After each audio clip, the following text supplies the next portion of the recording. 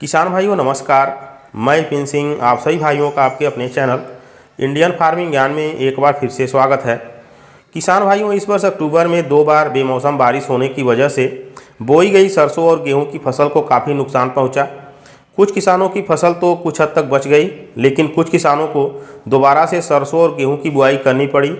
रबी season में देखा जाए तो गेहूं के अलावा सरसों की बुआई पर भी किसान ज़्यादा जोर दे रहे हैं, जिसका एक कारण सरसों का दाम काफ़ी बढ़ना भी है। जैसा वर्तमान समय में सरसों का मूल्य है वैसा ही हमेशा बना रहे तो सरसों की खेती गेहूं की खेती से ज़्यादा मुनाफा देती रहेगी। ऐसे में किसान भाई यदि सरसों और गेहूं की वैज्ञानिक खेती करें तो उन्हें और अच्छा सरसों और गेहूं की खेती से लाभ मिलेगा। वैज्ञानिक खेती के तहत हमें सबसे पहला ध्यान रखना पड़ेगा खेत में नमी का।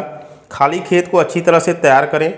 अच्छी नमी की स्थिति में यदि 3 से लेकर 4 सिंचाई की सुविधा उपलब्ध है तो गेहूं में अगेती किस्मों के रूप में HD 2967, HD 3226, HD 3086, HD 18, HR 79, PBW 343, PBW 562 जैसे किस्मों का चुनाव करें। पछेती किस्मों में PBW 373, HD 3086, DBW 187 का चुनाव कर सकते हैं। सरसों की अधिक पैदावारी के लिए हाइब्रिड किस्मों में पानियर 4546, 5222, श्रीराम 1666, JK 8532, MJ1 का चुनाव कर सकते हैं। देसी या रिसर्च किस्मों में पूसा विजय, पूसा सरसों 29, पूसा सरसों 30, पूसा सरसों 31, बरुड़ा, जुगनी आदि की बुआई की जा सकती है। गेहूं या सरसों की बुआई करने से पहले बीज शोधन जरूर करनी चाहिए। बीज शोधन करने से फफूंदी बीमारियां आने की संभावना बहुत कम हो जाती है। बीज शोधन के लिए कार्बेंडाजिम 50%, WP का 2 ग्राम प्रति किलो के हिसाब से इस्तेमाल कर सकते हैं। बुआई के समय रासायनिक उर्वरक के रूप में DAP या NPK का जरूर प्रयोग करें। DAP डाल रहे हैं तो DAP के साथ पोटाश जरूर शामिल करें। DAP न मिलने की स्थिति में सिंगल सुपर फास्फेट का भी इस्तेमाल कर सकते हैं। अक्सर गेहूं के सीजन में भी दीमक कीट का अटैक होता है तो उसके लिए फिप्रोनिल 0.3% 8 किलो प्रति एकड़ की दर से डाल देने से दीमक कीट फसल को नुकसान नहीं पहुँचा पाते हैं। पहली सिंचाई पर नाइट्रोजन की पूर्ति के लिए यूरिया 45 किलो प्रति एकड़ की दर से और साथ में सल्फर और जिंक जरूर फसल को दें। इससे क्या होगा कि फसल की अच्छी ग्रोथ होगी और गेहूं के हर पौधे से अधिक कलों का फुटाव होगा।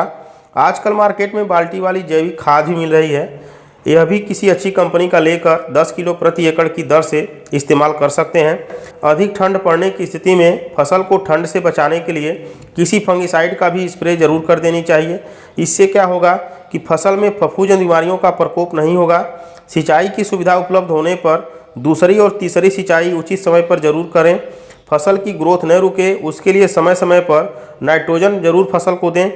फसल के फुटाव में आने के 1 सप्ताह पहले NPK 05234 का स्प्रे 1.5 किलो प्रति एकड़ की दर से 150 लीटर पानी में मिलाकर स्प्रे करने से फसल में फुटाव एकसार होती है, बाली लंबी निकलती है, दाने मजबूत और वजनदार होते हैं।